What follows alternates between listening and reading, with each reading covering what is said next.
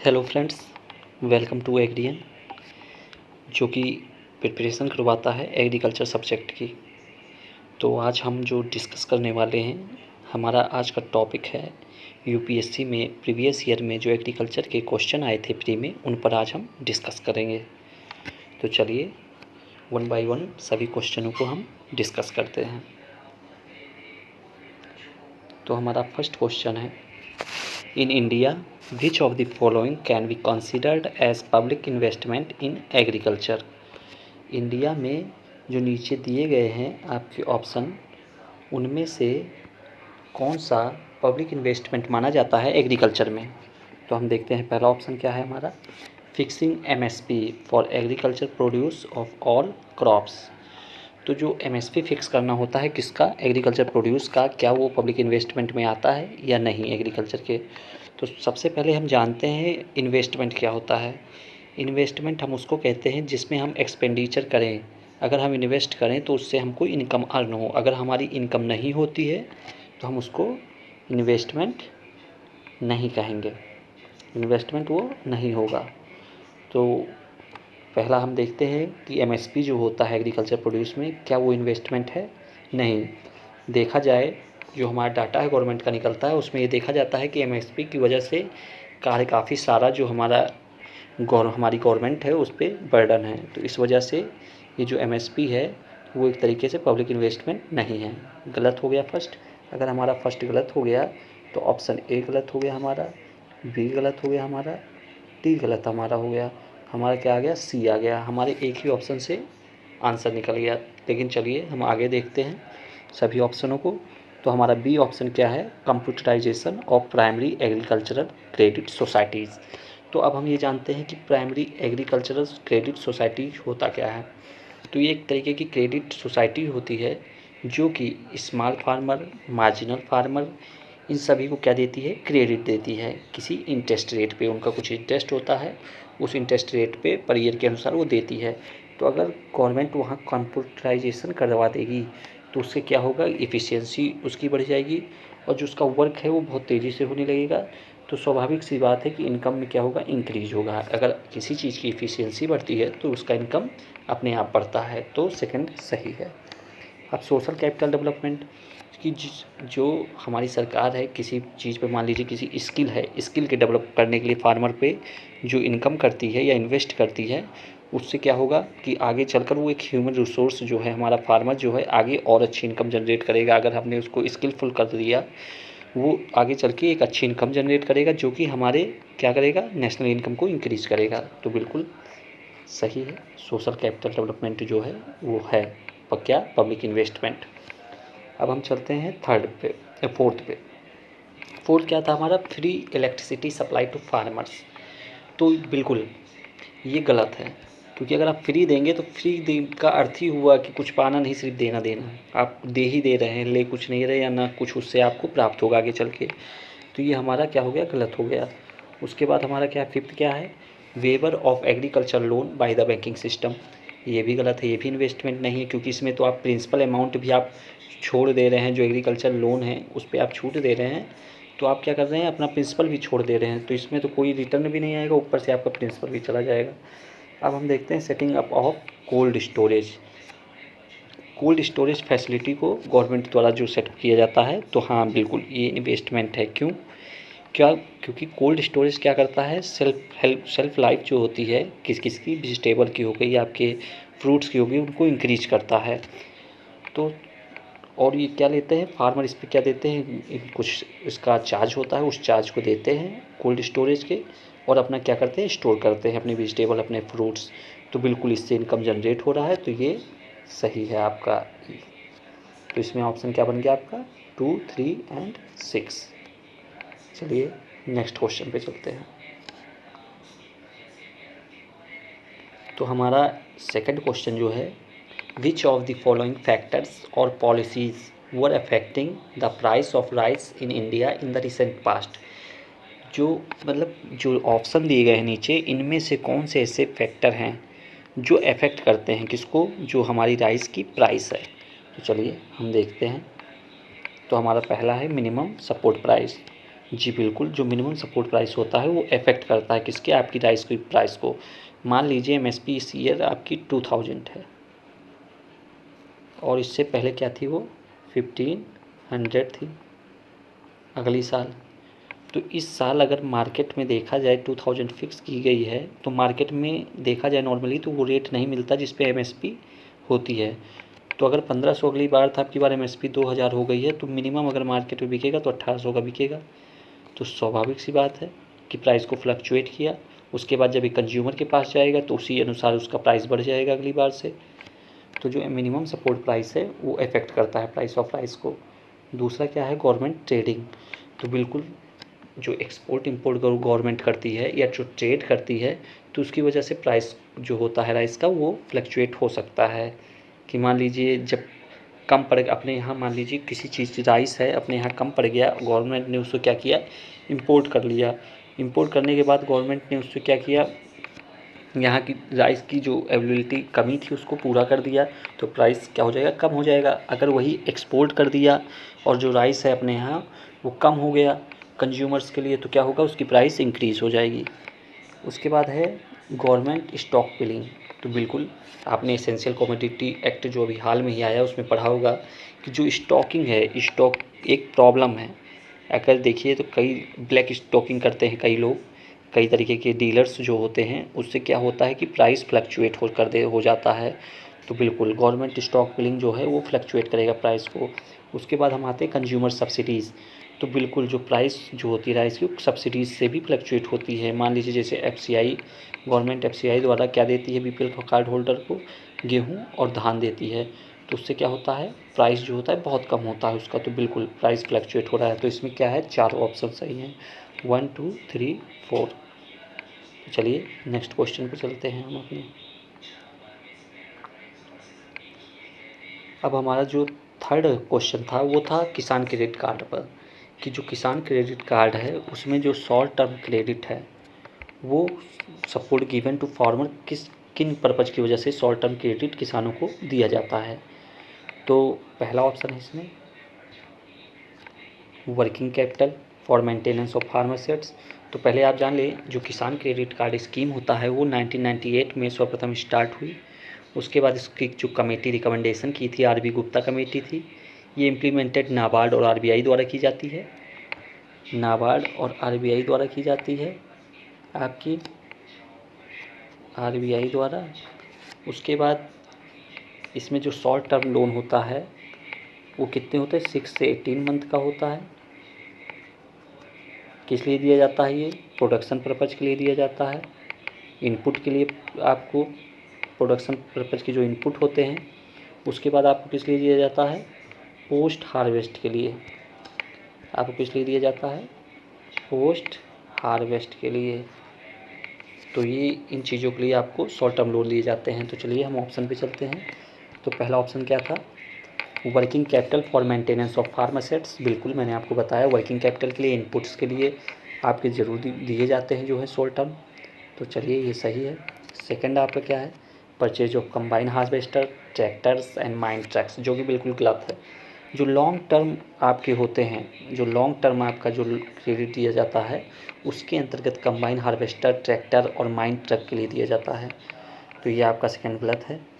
तो ये जो उसके बाद कौन क्या है, consumption required of farm household. बिल्कुल मान लीजिए किसी ईयर में क्रॉप फेल्ड हो गई तो उसके लिए दिया जाता है शॉर्ट टर्म लोन, कि आप अपनी नेक्स्ट क्रॉप भी ग्रो कर लें, उसके साथ साथ आप क्या करें, जो आपका ये फार्म का जो है उसको भी अपना फार्म हाउस होल्ड कंजप्शन के लिए भी।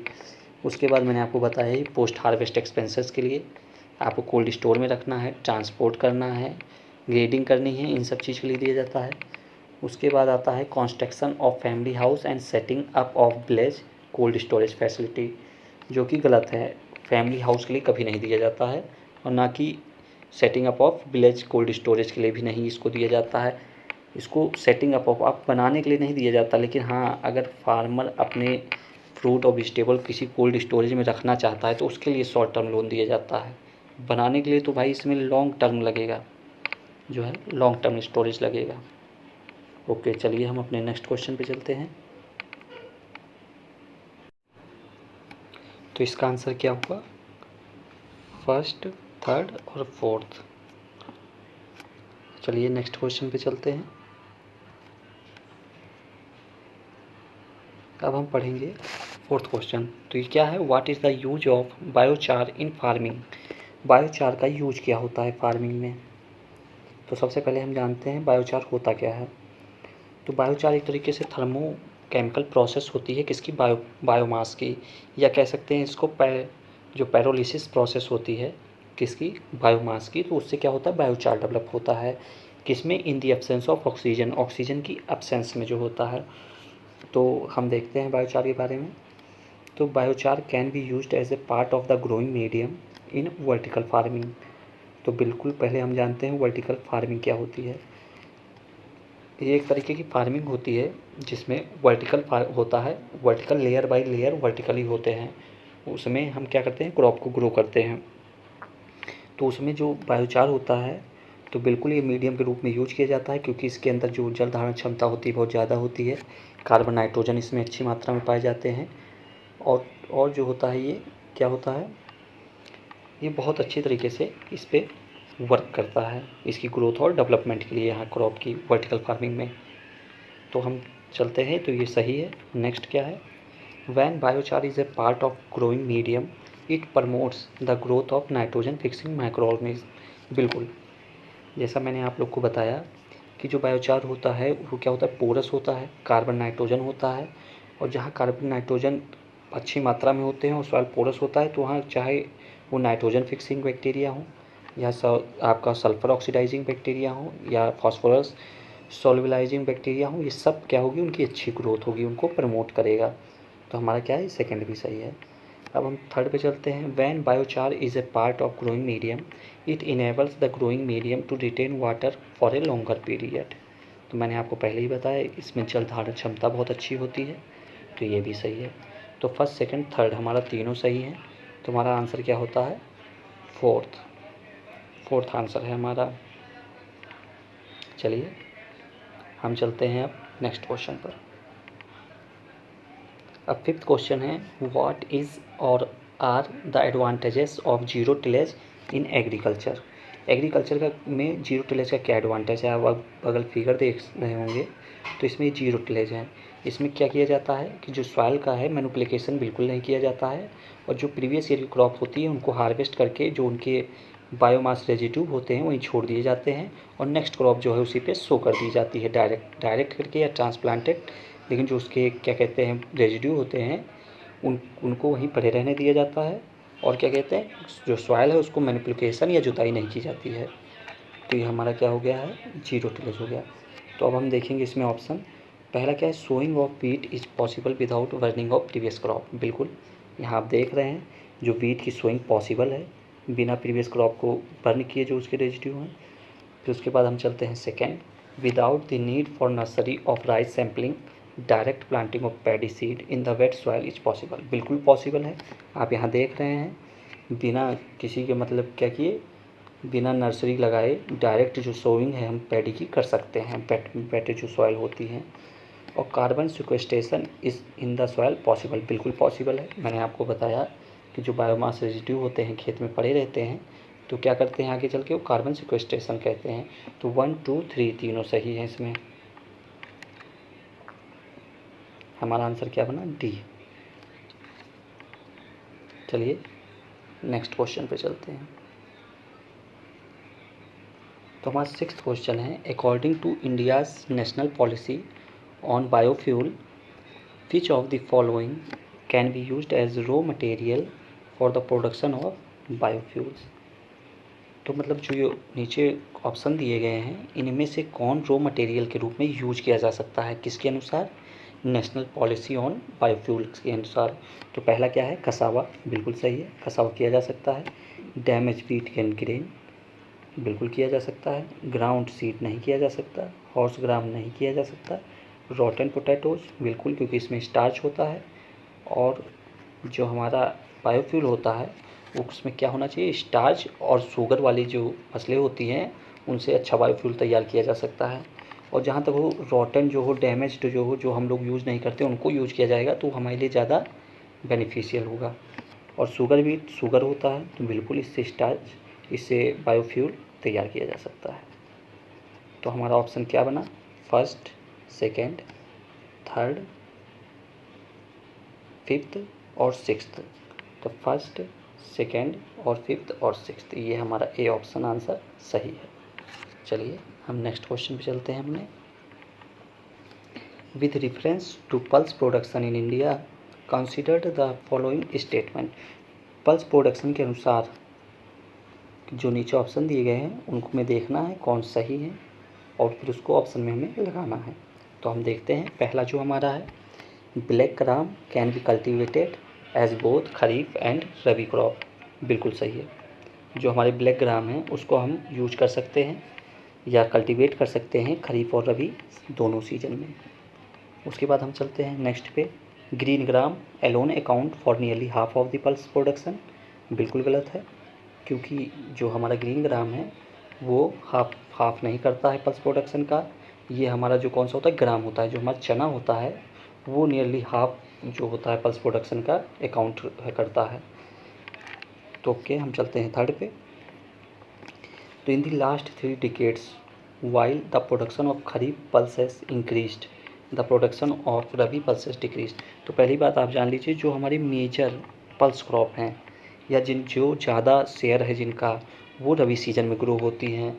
तो स्वाभाविक सी बात है, जब मेजर क्रॉप रबी सीजन में ग्रो होती हैं तो वो डिक्रीज्ड होंगी नहीं, वो इंक्रीज्ड ही होंगी, और खरीफ पल्सेस डिक्रीज्ड होंगी। और यहाँ आप देख सकते हैं इसमें जो रबी पल्सेस हैं वो ज़्यादा हैं और खरीफ पल्सेस कम है। उसके बाद फ्लक्चुएशन भी इनका ऐसा रहा है कि किसी साल ज़्यादा हो जाता है प्रोडक्शन, दूसरे ईयर कम, किसी ईयर ज़्यादा, किसी ईयर कम।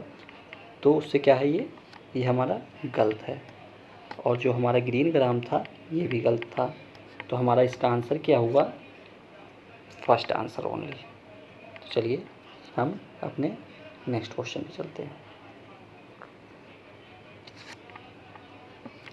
तो इसमें क्रॉप से रिलेटेड क्वेश्चन पूछा गया था। तो चलिए हम देखते हैं। The crop is subtropical in nature. जो ये क्रॉप है ये सब ट्रॉपिकल है। A hard frost is injurious to it. जो फ्रॉस्ट है, पाले हैं, जो ओले हैं, इसको क्या करते हैं, नुकसानदायक है इसके लिए। It requires at least 210 Frost free days. ये 210 दिन लगभग फ्री डे होने चाहिए किससे, फ्रॉस्ट से। उसके बाद 50 to 100 सेंटीमीटर ऑफ रेनफॉल होना चाहिए किसकी ग्रोथ के लिए। उसके बाद a light well drained soil capable of retaining moisture is ideally suited for the cultivation of the crop. अगर आपको इसी सॉइल के बारे में सिर्फ पता होता कि ऐसी कौन सी सॉइल है जो लाइट है, वेल ड्रेन्ड है सॉइल और कैपेबल है किसको, मॉइस्चर को रखने के, तभी आप जान जाते इसका ऑप्शन क्या होगा, ब्लैक कॉटन सॉइल कि ये जो फीचर है, जो बताया है जिस सॉइल का फीचर किसका है, ब्लैक कॉटन सॉइल का है। तो ये क्या है, इसका आंसर कॉटन। उसके बाद आप इसमें देख सकते हैं इसका जो जूट है इसको लगभग आपके 1000 से 1200 वाटर की रिक्वायरमेंट होती है। शुगर केन को आपके 1800 to 2200 की वाटर की रिक्वायरमेंट होती है। टी आपका 1400 to 1600 वाटर की रिक्वायरमेंट होती है। तो आपका जो सही है वो कॉटन है। तो चलिए हम नेक्स्ट क्वेश्चन पे चलते हैं। तो नेक्स्ट क्वेश्चन है, with reference to current trend to the cultivation of sugarcane in India consider the following statement. Sugarcane जो इस समय इंडिया में शुगर केन का ट्रेंड चल रहा है उसमें से हमें देखना है कि नीचे जो ऑप्शन दिए गए हैं उनमें से कौन सही है कौन गलत है। तो चलिए हम फर्स्ट ऑप्शन पे चलते हैं। तो फर्स्ट ऑप्शन हमारा क्या है, substantial saving in seed material is made when bud chip setting are raised in a nursery and transplanted in the field. तो बिल्कुल सही है। एक चीज़ जाने रहिए, जब कोई भी आप नर्सरी मेथड यूज करेंगे तो वहाँ हरदम जो सीड मटेरियल होगा आपका कम यूज होगा डायरेक्ट की तुलना में। जैसे मान लीजिए हम आपको एग्जांपल दें तो राइस में जो अगर आप नर्सरी यूज करते हैं तो 15 to 16 किलोग्राम 1 हेक्टेयर के लिए यूज होता है। लेकिन अगर आप वही उसको डायरेक्ट सोइंग करेंगे उसकी तो वो नियर अबाउट 40 to 50 किलोग्राम चला जाता है। तो ये सही है। फिर हम चलते हैं second, when direct planting of set is done the germination percentage is better with single buds sets as compared to with many buds। तो मतलब जब हम जब कोई हम क्रॉप जो होते हैं डायरेक्ट प्लांटिंग करते हैं, तो अगर वो सिंगल बडेड है शुगर केन में, तो वो ये कह रहा है कि उसका जो जर्मिनेशन परसेंटेज होगा वो अच्छा होगा किसकी तुलना में, मैनी बडेड की, जो कि गलत है, जो कि गलत है। देखिए अगर आप सिंगल बडेड लेते हैं, सेट्स क्या होता है, इसका प्रोपोगेटिंग मटेरियल होता है, जिससे हम क्या करते हैं, डेवलप करते हैं आने वाला जो उसका फसल होती है। तो अगर आप सिंगल बडेड लेते हैं, मान लीजिए किसी इन्वायरमेंटल कंडीशन की वजह से या और किसी अन्य कंडीशन की वजह से सिंगल ही बेड उस सेट में रहा, तो सिंगल बेड ख़राब हो जाएगा, तो क्या होगा, उस सेट के अंदर क्षमता नहीं रह जाएगी नया कोई ग्रो करे। और वो अगर मैनी बडेड है तो उसके अंदर क्षमता रहेगी, एक बड ख़राब हो गया, दो बड ख़राब हो गया, तीसरे से डेवलप हो जाएगा, तो यहाँ जर्मिनेशन परसेंटेज क्या हो जाएगा, बेस्ट हो जाएगा। तो इसलिए जो जर्मिनेशन परसेंटेज होगा वो बेटर किस में होगा, मैनी बड्स में होगा, नॉट अ सिंगल बड में। तो हमारा सेकंड गलत है। फिर हम चलते हैं थर्ड पे। If bad weather condition prevail when sets are directly planted, single budded set have better survival as compare to large set, जो कि गलत है। मैंने आपको ऊपर बताया, मान लीजिए किसी बैड कंडीशन की वजह से सिंगल बडेड है अगर, तो क्या होगा कि उसकी तो वो क्षमता ही ख़त्म कर देगा। अगर लार्ज सेट्स हैं, मैनी बडेड हैं, तो क्या होगा, वो उसके बेस्ट सर्वाइवल होंगे। क्यों, क्योंकि सिंगल बडेड है, एक ख़त्म हो गया, एक ही बर्ड था, एक बर्ड में कोई दिक्कत आ गई, वो चला गया। अब इसमें क्या है, इसमें मैनी बर्ड हैं, आपके बहुत सारे बर्ड हैं, एक दो ख़राब हो गए, तीसरा चल गया, तो ये चीज़ इसमें है। उसके बाद हम चलते हैं fourth option, sugar cane can be cultivated using setting prepared from tissue culture, बिल्कुल सही है। जो आपका शुगर केन है वो टिश्यू कल्चर टेक्निक यूज की जाती है उसमें। टिश्यू कल्चर टेक्निक क्या होती है, जिसमें हम टिश्यू यूज करते हैं किसी पौधे का या प्लांट का, शुगर केन का टिश्यू को यूज करते हैं और उससे डेवलप करते हैं एक क्या, प्रोजेनी, जो कि आगे चल के क्या करता है, जो कि शुगर केन का रूप ले लेता है प्लांट का, ओके, और प्रोपोगेटिंग मटेरियल के रूप में यूज कर लिया जाता है। तो हमारा कौन सा इसमें सही है, फर्स्ट और फोर्थ सही है, तो हमारा सी ऑप्शन बन रहा है। तो चलिए हम नेक्स्ट क्वेश्चन पे चलते हैं। In the context of India which of the following is और are considered to be a practice of eco friendly agriculture. तो अब हम इसमें ऑप्शन जो दिए गए हैं, इसमें से हमें देखना है कि कौन से ऑप्शन ऐसे हैं जो इको फ्रेंडली एग्रीकल्चर के अंतर्गत आते हैं। तो हमारा फर्स्ट क्या है, क्रॉप डाइवर्सिफिकेशन। क्रॉप डाइवर्सिफिकेशन का क्या अर्थ होता है, मान लीजिए आपने इस ईयर कोई क्रॉप ग्रो की है जो कि क्या है, गहरे जड़ वाली है, अगली साल आप क्या करिए, उथले जड़ वाली ग्रो कीजिए। अब की बार ज़्यादा नाइट्रोजन यूज करने वाली है, तो अगली बार आप क्या कीजिए, कम नाइट्रोजन यूज करने वाली कीजिए। इस बार आपने ज़्यादा क्या किया है, जल वाली फसल यूज की है, अगली बार कम जल वाली। तो इससे क्या होगा, ये एक बैलेंस बनाया रहेगा, और जो चीज़ बैलेंस बनाई रहेगी तो वो क्या होगी, इको फ्रेंडली होगी नेचर के लिए। तो पहला ऑप्शन सही है। अब हम चलते हैं बी ऑप्शन पे। तो बी क्या है, लेग्यूम इंटेंसिफिकेशन। तो बिल्कुल, जो लेग्यूम होता है वो आपको क्या करता है, एटमॉस्फेरिक नाइट्रोजन फिक्सेशन करता है। आप लेग्यूम जितना लगाएंगे उतना ही वो क्या करेगा, एटमॉस्फेरिक नाइट्रोजन को सॉइल में क्या कर देगा, सेव कर देगा, जिससे क्या होगा, सॉइल फर्टिलिटी इंक्रीज होगी। तो बी भी सही है। उसके बाद टेंसियोमीटर यूज। टेंसियोमीटर किस लिए होता है, आप किसकी, पानी की या नमी को मापने के लिए यूज किया जाता है। तो अगर आप टेंसियोमीटर यूज करेंगे तो उससे क्या होगा कि जो आपको पता रहेगा कि कितना इरिगेशन कब देना है, वाटर कब देना है, वाटर की रिक्वायरमेंट कितनी है, तो आप एक बैलेंस यूज क्या करेंगे, किसका, वाटर का। तो बिल्कुल ये भी इको फ्रेंडली है। Vertical farming. वर्टिकल फार्मिंग के अंतर्गत क्या होता है, एक बैलेंस यूज होता है किसका, फर्टिलाइज़र का, आपके न्यूट्रिएंट्स का, आपका जो ये होता है क्या कहते हैं, इन्वायरमेंट का।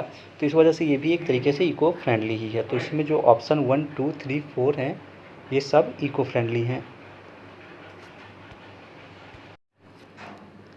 हमारा नेक्स्ट क्वेश्चन है, what are the advantages of fertigation in agriculture. Fertigation का क्या इंपॉर्टेंस है एग्रीकल्चर में। तो अगर हम ध्यान दें फर्टिगेशन होता क्या है, तो फर्टिलाइज़र प्लस एरीगेशन, मतलब जब हम एरीगेशन के साथ फर्टिलाइज़र देते हैं तो उसको हम क्या कहते हैं, फर्टिगेशन। जब हम हर्बिसाइड देते हैं, हर्बिसाइड क्या होता है, शाकनाशी होता है, जब हर्बिसाइड एरीगेशन के साथ देते हैं तो उसको क्या कहते हैं, हर्बिगेशन कहते हैं। तो उसके क्या फ़ायदे हैं, तो हम पहले ऑप्शन पे चलते हैं, control of एल्केलिनिटी of irrigation water in possible, is possible, okay, ये राइट है आपका। जो एल्कलिनिटी होती है एरीगेशन वाटर की वो कंट्रोल की जाती है, क्योंकि इसमें जो होता है आपका एक बैलेंस यूज होता है और ये सॉल्यूशन फॉर्म में होता है। तो ये इसमें क्या होगा, एल्कलिनिटी के चांस वो क्या होंगे, बहुत कम होंगे। चलिए ये सही है। हम नेक्स्ट ऑप्शन पे चलते हैं अपने।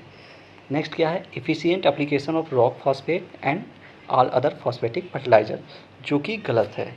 क्यों गलत है? आपको एक चीज़ जाने रहना है, जो फॉस्फोरस होता है या फॉस्फेटिक फर्टिलाइज़र होते हैं वो इनिशियल स्टेज पे सोइंग टाइम पे ही क्या फील्ड में दे दिए जाते हैं। इनका फुल डोज जो होता है वो शुरू में ही दे दिया जाता है, इनको कभी भी बाद में नहीं दिया जाता, ना इरिगेशन वाटर के साथ दिया जाता है। तो इसलिए अगर इसको ध्यान दें, अगर आपको यही पता होता सिर्फ, तो आपके क्या डी गलत हो जाता, आपका ए गलत हो जाता, आपका बी गलत हो जाता, आपका आंसर क्या आ जाता? सी। तो चलिए तब भी हम देख लेते हैं थर्ड ऑप्शन क्या है। Increased availability of nutrient is possible, बिल्कुल। मान लीजिए क्योंकि ये सॉल्यूशन फॉर्म में इरिगेशन के साथ जब दिया जाता है तो ये सॉल्यूशन फॉर्म में होता है। अगर आप सीधे फील्ड में आप इसको डालते हैं तो इससे क्या होता है, कुछ मात्रा इसकी एयर में उड़ जाती है, कुछ इसकी लीच्ड हो जाती है, लीचिंग में चली जाती है, और कुछ इसके पौधे को पहुँचती है। लेकिन जब ये सॉल्यूशन फॉर्म में ये तैयार खाना होता है, एक तरीके से समझिए कि ये तैयार है, सीधा आया खा लिया। तो इसीलिए इसमें क्या होता है, बिल्कुल जो इसकी अवेलेबिलिटी ऑफ न्यूट्रिएंट की होती है वो इंक्रीज हो जाती है, ये सही है। उसके बाद आपका क्या है, fourth, reduction in the leaching of chemical nutrient is possible, बिल्कुल मैंने आपको बताया जो रिडक्शन होता है लीचिंग का वो हो जाता है इसमें, क्योंकि ये सॉल्यूशन फॉर्म में होता है। तो आपका इसमें क्या बन गया, सी आंसर हो गया। चलिए नेक्स्ट क्वेश्चन पे चलते हैं। आपका नेक्स्ट क्वेश्चन है, with reference to chemical fertilizer in India considered the following statement, जो केमिकल फर्टिलाइज़र है इंडिया में उनके अनुसार कौन सा जो ये ऑप्शन आपका दिया गया है सही है। तो हम देखते हैं। तो at present the retail price of chemical fertilizers market driven and not administered by the government, तो ये बिल्कुल गलत है, ये एडमिनिस्टर्ड किया जाता है गवर्नमेंट द्वारा। तो हम चलते हैं अब नेक्स्ट ऑप्शन पे। तो हमारा जो पहला है वो गलत है, जो आपकी केमिकल फर्टिलाइज़र होती है वो एडमिनिस्टर्ड की जाती है गवर्नमेंट द्वारा। तो पहला गलत है, तो हमारा ए गलत हो गया और सी गलत हो गया। हमारे क्या बचे, बी और डी। चलिए हम सेकंड देखते हैं। Ammonia which is an input of urea, बिल्कुल अमोनिया जो होता है ये यूरिया क्या होता है, इनपुट होता है, और ये क्या है, एक नेचुरल गैस है, ये सही है हमारा। तो हमारा सेकंड दोनों में है। तो अभी हम देखते हैं थर्ड पे चलते हैं। जो हमारा सल्फ़र है वो क्या है, एक रॉ मटेरियल है किसका, फॉस्फेरिक एसिड का, बिल्कुल H2SO4 जो होता है, H2PO4 होता है। इसमें क्या होता है, हम लोग रॉ मटेरियल के रूप में सल्फ़र को यूज करते हैं। तो जो हमारा सल्फ़र है एक रॉ मटेरियल के लिए यूज होता है किसमें, फॉस्फेरिक एसिड में। और ये क्या है, बाई प्रोडक्ट है किसका, ऑयल रिफाइनरीज का। अगर आपने सुना होगा जो ताजमहल है उसका कलर चेंज हो रहा है, वो किसके कारण चेंज हो रहा है, ऑयल रिफाइनरी से जो सल्फ़र निकल रही है उनके कारण। और ये कहाँ है, आगरा में, मथुरा में है ऑयल रिफाइनरी उसके कारण। तो हमारा क्या सही होगा, हमारा सही होगा 2 एंड 3 दोनों सही है। 4 हमको लगता है कि इन्होंने ऑप्शन में दिया नहीं, तो इसलिए नहीं पता हमको, तो इसको काट दीजिए और इसको 3 काट दीजिए इसका। तो आपका 2 एंड 3 सही है। चलिए नेक्स्ट क्वेश्चन पे चलते हैं। तो अब हमारा जो 13th क्वेश्चन है, 13 क्वेश्चन अगली बार आए थे एग्रीकल्चर के, आपके यूपीएससी प्रीवियस जो ईयर का पेपर हुआ था प्री में, उसमें 13 क्वेश्चन आए थे। जो हमारा लास्ट क्वेश्चन आया था वो क्या था, इन the case of serial and pulses the MSP is fixed, जो सीरियल और पल्सेस होती हैं उसमें क्या होता है, एमएसपी फिक्स्ड होती हैं in any state and union territories at a level to which the market price will never rise, जो कि गलत है। ऐसा एमएसपी में कहीं कुछ नहीं कहा गया कि ऐसा हम लोग को प्राइस रखनी है जिस पर कभी मार्केट प्राइस ना पहुंच पाए। वैसे पहुंचती नहीं है, लेकिन ऐसा कहीं उसमें बात होती नहीं है। एमएसपी में ऐसी कहीं बात नहीं जो इसको आपकी अप्रूव्ड करती है cabinet committee on economic affair, या जो इसको आपका क्या कहते हैं रिकमेंड करती है आपकी CACP, ऐसा उसमें कुछ नहीं कहा गया है। उसके बाद हम चलते हैं सेकंड पे। तो in the case of all cereals pulses and oil seed the procurement at MSP is unlimited in any state and union territories, जो कि गलत है, अनलिमिटेड नहीं होता है, ये होता है 40 कुंटल आपका पर फार्मर। तो इसमें क्या है, दोनों गलत हैं, तो नाइदर 1 नाइदर 2। तो हमारा एमएसपी को जान लेते हैं। ये एक मिनिमम सपोर्ट प्राइस होती है, ये कितने क्रॉप की दी जाती है, 22 + 1 कौन सा होता है, वो होता है क्या, शुगर केन होता है आपका, जिसका क्या दिया जाता है, एफ आर पी दी जाती है। तो हमारा ये 13 क्वेश्चन थे किससे, जो अगली बार आए थे आपके प्रीवियस ईयर में यूपीएससी प्री में। तो अगर आपको इसकी PDF चाहिए तो हमारे टेलीग्राम चैनल पे जाकर आप इसकी PDF ले सकते हैं, जिसका लिंक आपको डिस्क्रिप्शन में मिल जाएगा। और एग्रीकल्चर से रिलेटेड और भी किसी टॉपिक पे आपको अगर चाहिए जानकारी तो आप हमारे जो कमेंट है, कमेंट करके उसमें आप हमसे कहिए। हम और भी वीडियो ऐसे ही और लाएंगे, और हमें सपोर्ट कीजिए, समर्थन दीजिए, जिससे कि हम और अच्छा कर सकें। Thank you to all.